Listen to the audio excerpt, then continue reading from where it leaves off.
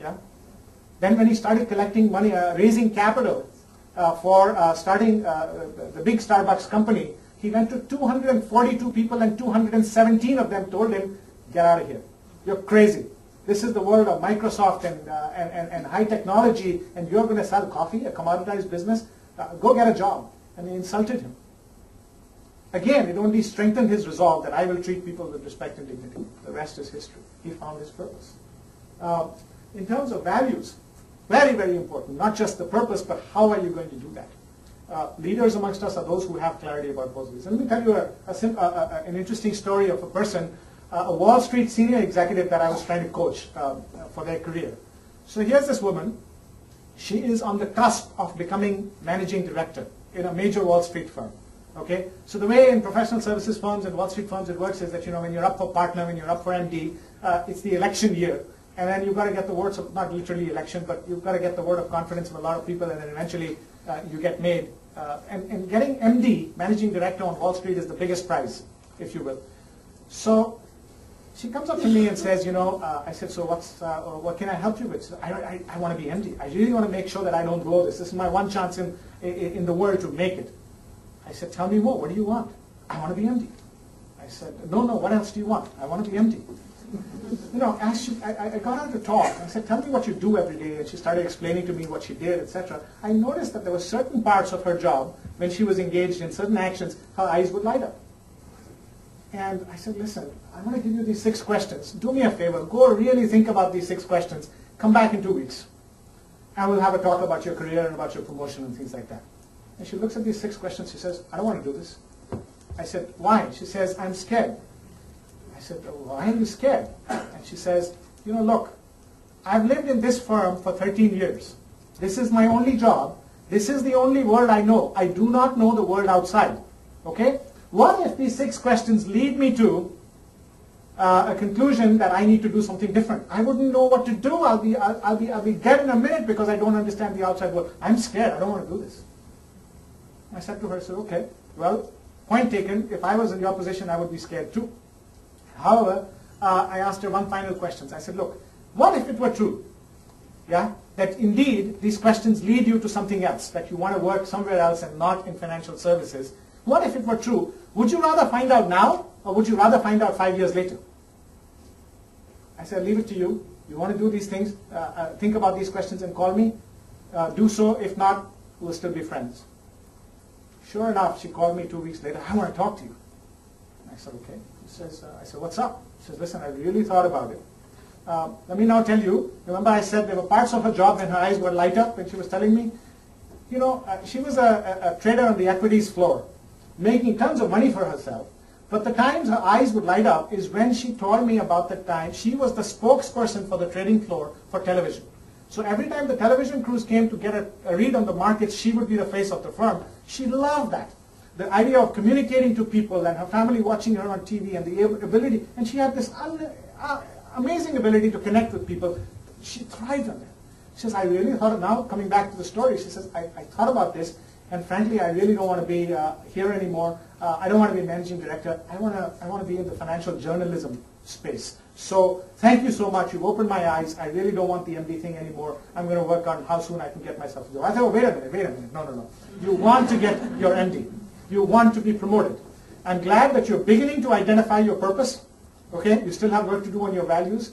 I want you to continue to stay focused on this promotion. Get this promotion. 6 months after you're promoted to MD, if you still feel like you want to be a financial journalist, by all means quit and go. Thankfully, she took my advice.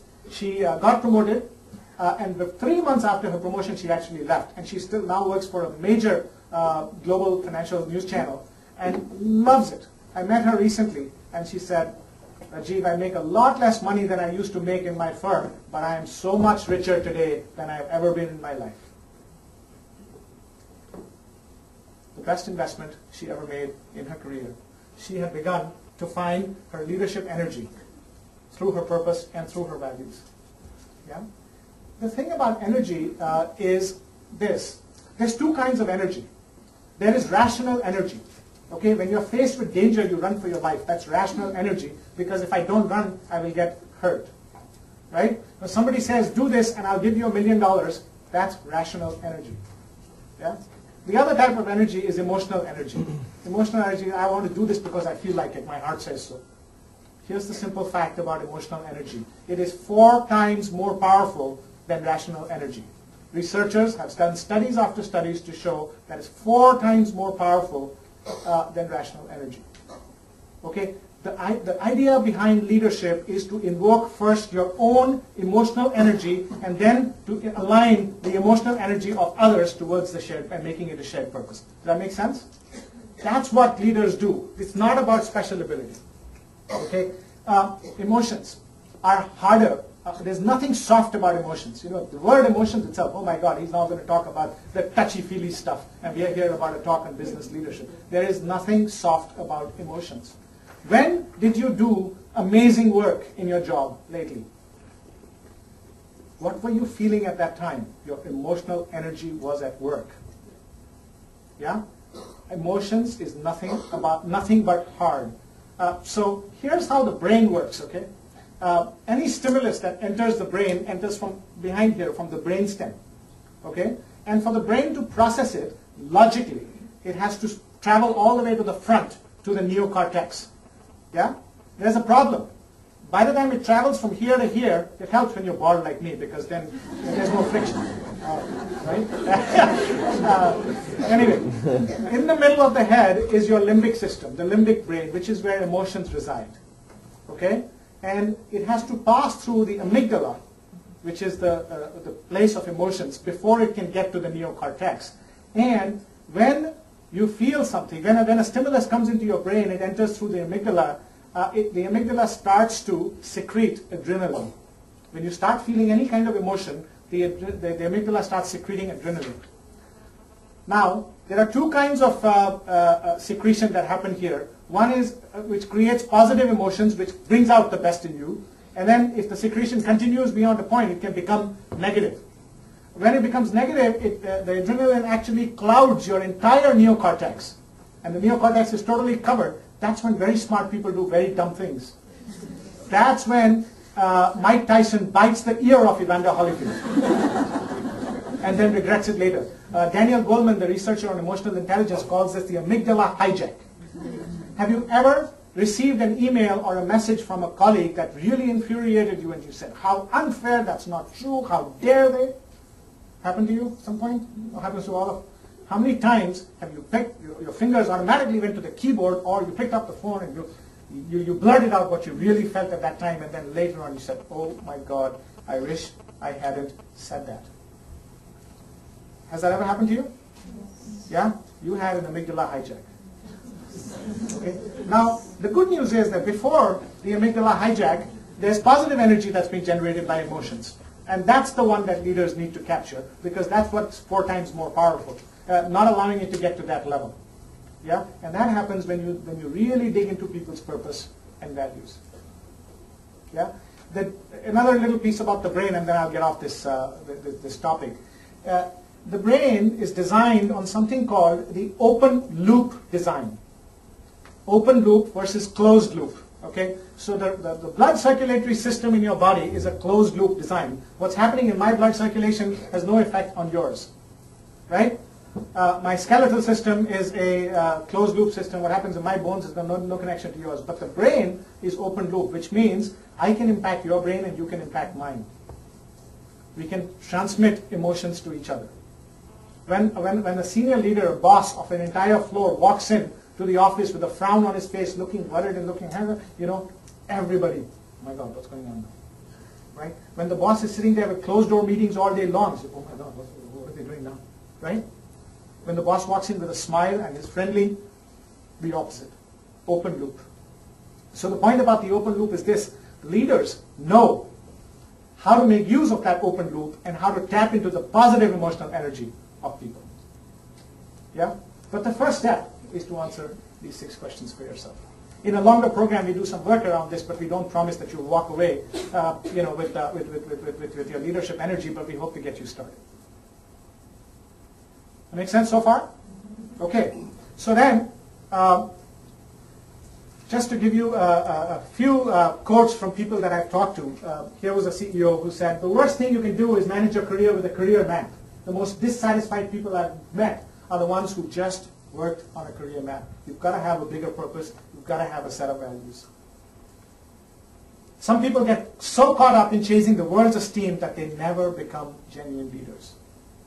Because you know what? When you start acting according to your own deeply held values, yeah, it takes a lot of courage. And not very many people like the new behavior. When Gandhi said, we're going to fight violence with non-violence, people thought he was crazy. It eventually ended up, he ended up giving his life up. But leaders willingly open that conflict because they believe in the future that they have.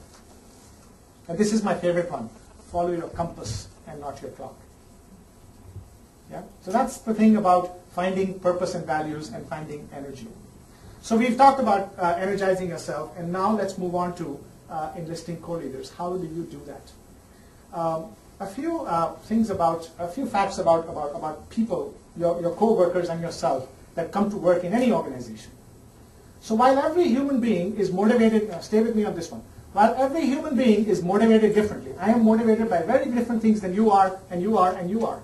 Having said that, all of us that work in a larger corporation or a larger not-for-profit organization, whatever it is, organization that you work for, we all have expectations of the workplace that must be met for us to be fully energized and emotionally engaged. And the good news is that everybody has expectations and questions around the same three things. My expectations around those three buckets, within those buckets might be different from yours, but all of us have expectations around three buckets for us to be totally engaged. And those are three things. What is my role? Is it challenging? Is it fun? Does it utilize my strengths? I have expectations about my role. Yeah? Second, what's my work environment going to be like? Is it going to be a fun place to work? Am I going to be treated with respect and dignity? Is it the kind of place that I like, which brings out my energy? And does it gel with my own values? And the third is my development. How am I going to learn and grow if I work here? What about my future prospects of learning and growth and renewal? Role, environment, development, RED for short. Those three buckets we all have expectations around. And the trick in aligning the energy of others, whether the co-leaders or whether junior people, is to ask them what their expectations under those three buckets are. If all you do is remember RED from this presentation and start talking to your people about that, you'll be doing much better as a leader. Okay? So, what do leaders do to enlist co-leaders? You first check for energy alignment, because leadership is all about energy, yeah? And how do you do that? What is their personal purpose? Does it fit well with the overall purpose of the organization? If their personal purpose is different from what you are trying to do, it's going to sap energy. It's not going to renew energy. Will their role leverage their strengths? I mean, you are energized if you are working on something that you are good at, right?